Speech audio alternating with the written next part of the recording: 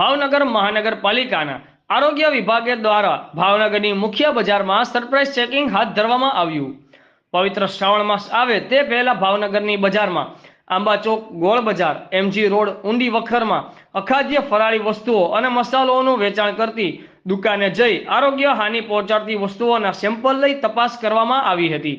જે વસ્તુના સેમ્પલના રિપોર્ટ ખરાબ આવતા તાત્કાલિક ધોરણે આરોગ્ય વિભાગ દ્વારા વસ્તુનો નાશ કરવામાં આવ્યો હતો। Devang Joshi, food safety officer, Bhavnagar મહાનગરપાલિકા આરોગ્ય વિભાગ। આવનાર તહેવારોની સિઝનને ધ્યાનમાં રાખીને મહાનગરપાલિકા દ્વારા વેપારીઓ દ્વારા કોઈપણ પ્રકારની અખાદ્ય ચીજ ન વેચાય, એક્સપાયરીવાળી વસ્તુ ન વેચાય અને કોઈપણ પ્રકારની ભેળસેળ ન થાય એ માટે તકેદારીના ભાગરૂપે આજ રોજ સર્વેલન્સ ડ્રાઈવનું આયોજન કરવામાં આવ્યું છે।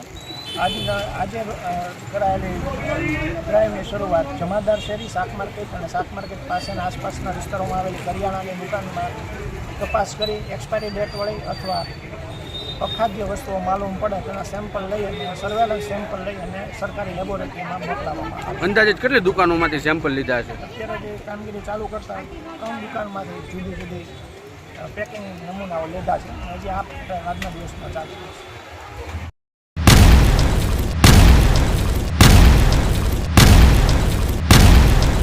दिव्य सरदार न्यूज, सब पर नजर, सबकी खबर।